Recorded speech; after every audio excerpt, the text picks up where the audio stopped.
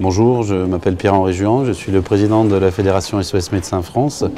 J'ai été invité à participer à une session concernant la visite à domicile avec deux autres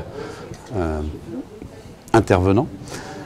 Concernant la visite à domicile, c'est le cœur de métier historique des SOS Médecins qui, depuis 1966, s'est positionné sur l'aide à la population au chevet du patient.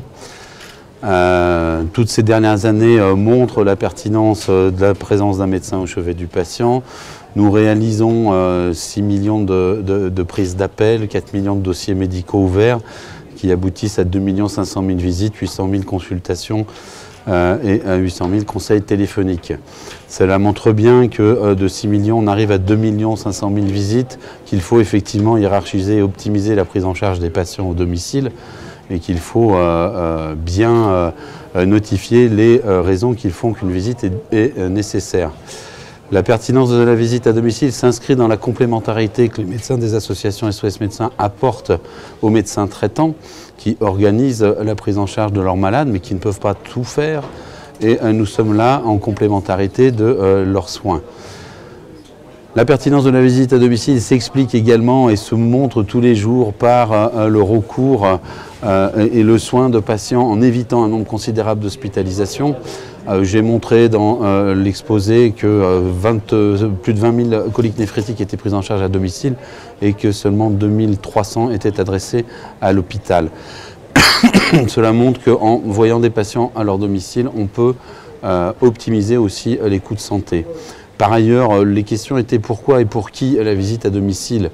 Alors, on peut rapidement parler de pourquoi, parce que le malade ne peut pas se déplacer, parce qu'il est atteint de pathologies dégénératives, parce que la douleur est trop importante, parce qu'il y a un examen à réaliser, par exemple sur des douleurs thoraciques atypiques, un électrocardiogramme, sur un abdomen aigu, sur une nébulisation, sur une détresse respiratoire ou une poussée d'insuffisance cardiaque.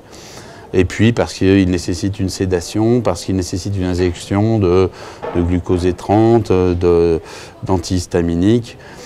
Pour qui? Pour tous les patients qui ont un problème pour recourir au médecin traitant, parce qu'ils ne peuvent pas se déplacer sur le plan social, une femme seule avec plusieurs enfants à domicile, parce qu'ils sont dans des institutions, que ce soit des EHPAD, que ce soit des foyers sociaux de l'enfance, que ce soit des institutions également pénitentiaires, parce que la pathologie répond aux questions posées précédemment. Ce qui était intéressant dans cet exposé, c'était de se rendre compte qu'on agissait en pleine complémentarité. Et effectivement, comme le professeur Gilbert le dit, il faut valoriser la visite à domicile. Il faut que certaines cotations qui ne sont accessibles qu'en consultation puissent être utilisées en visite.